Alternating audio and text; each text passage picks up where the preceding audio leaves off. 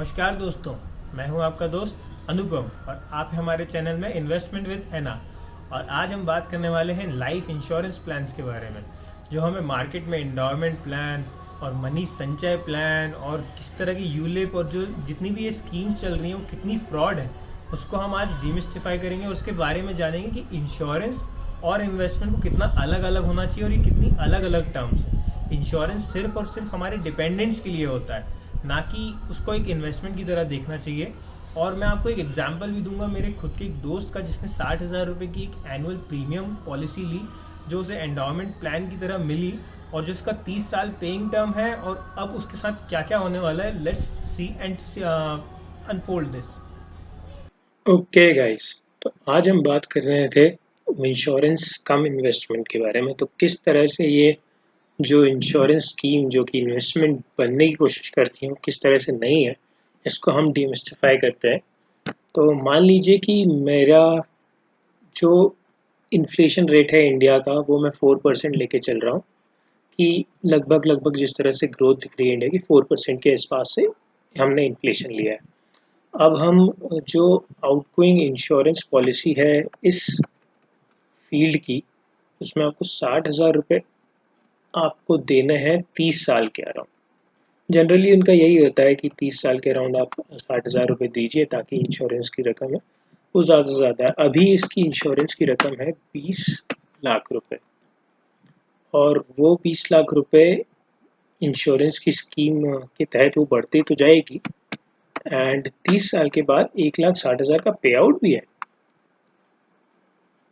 And that will last up to, let's say हम लोग 75 की एज तक लाइक टर्म का एंड होना मानते हैं। Like 75 is the age where you can die.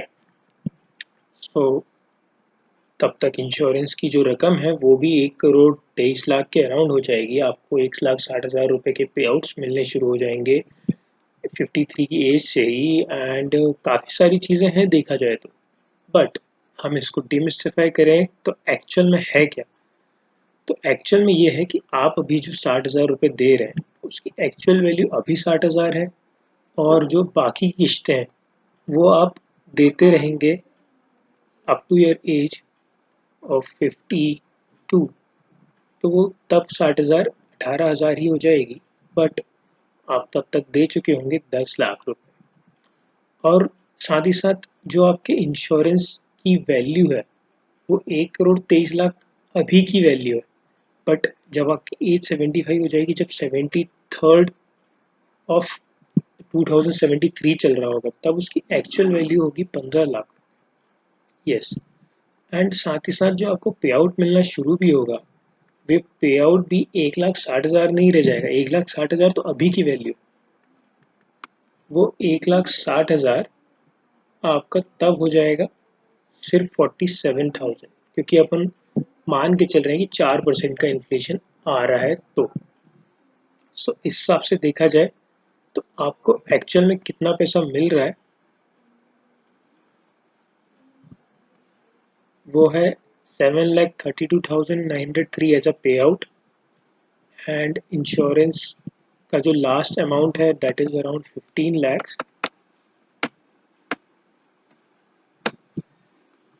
सो ये मिला आपको,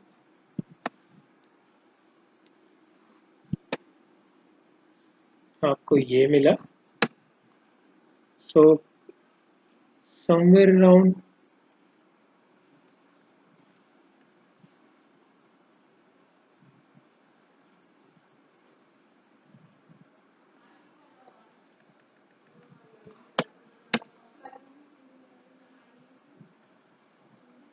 22,32,000 आपको मिले, और उसमें से आपका गया कितना,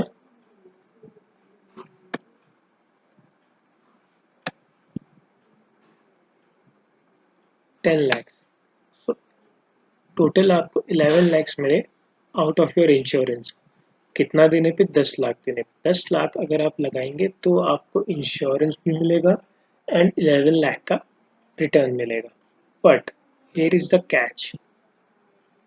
द कैच इज, आपने जो इन्वेस्टमेंट किया 10 लाख रुपए का, और उसके बदले जो आपको इंश्योरेंस कम इन्वेस्टमेंट जो एक्स्ट्रा गेन हुआ that is just around 11 lakh, यानी कि आपका पैसा 100% ग्रो किया इन 50 ईयर्स। इन 50 ईयर्स आपका पैसा सिर्फ 100% ग्रो किया, मैं ये कहूँगा। क्यों? क्योंकि हमारे पास अलग अलग ऑप्शंस हैं, तो हम क्यों इंश्योरेंस और इन्वेस्टमेंट को एक साथ करेंगे। यानी कि मान लीजिए अभी आप इंश्योरेंस लेते हैं तो आपको 20,000 रुपये में आराम से 2 करोड़ का इंश्योरेंस मिल जाएगा।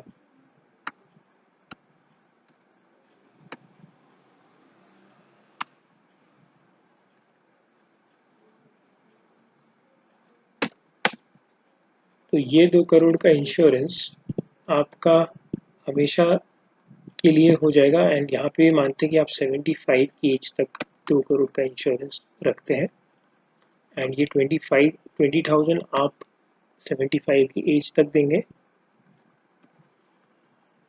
सो ऑब्वियसली जहाँ वहाँ पे भी जैसे रियल वैल्यू लगी थी, तो इंश्योरेंस की रियल वैल्यू भी 2 करोड़ नहीं बचेगी, और ना ही प्रीमियम की रियल वैल्यू 20,000 बचेगी।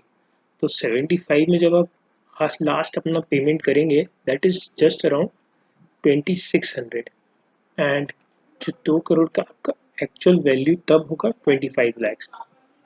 सो इसमें क्या कर रहे हैं आप एक्चुअल में दे रहे हैं 4,74,000 रुपीज़, एंड आपको इंश्योरेंस मिल रहा है 25 lakhs which is of present value.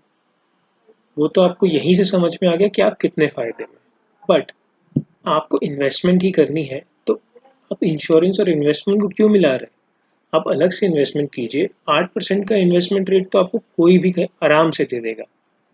सो आपका जो बचा हुआ 40,000 रुपीज़ है, वो आप नॉर्मल किसी भी एफडी कहीं पे भी जो आपको गिरा से गिरा 8% भी दे रहा हो, वहाँ डाल दीजिए। और मैं 8% तो बहुत कम बोल रहा हूँ, 10% तो ब्लू चिप की कोई भी कंपनी दे देगी आपको। और फिर आपने 40,000 की एसआईपी शुरू कर दी, एंड ऑब्वियसली आप हमेशा नहीं कर सकते इसको। मान लेते हैं कि आप 60 ईयर्स की एज तक ही 40,000 दे रहे हैं। सो सी हियर आपका 40,000 रुपीज़ किस तरह ग्रो कर रहा है। पहले ईयर में वो 46,000, दैट इज 46,000 प्लस 40,000 86,000, एंड धीरे धीरे वो ग्रो करके जब आप 60 की एज में रिटायर होंगे that will be around somewhere, is it right, 8 crore 31 lakhs, and I'll leave this to you only, क्योंकि जब आप 75 की एज में डेथ होगी, so this is the number that it's going to be. So I'm just leaving it to you guys. So just don't invest and insure simultaneously, वो बहुत अलग अलग स्कीम है। So please be aware of this, and आप लोग इनके झांसे में ना आए। Thank you. तो दोस्तों, आपको अब समझ में आ गया होगा कि ये इंश्योरेंस स्कीम को लेना कितना नुकसानदायक है, और ये धन संचय या मनी संचय तो बिल्कुल भी नहीं है। साथ ही साथ हमारे चैनल को सपोर्ट कीजिए, like share and subscribe our channel. Stay tuned, bye.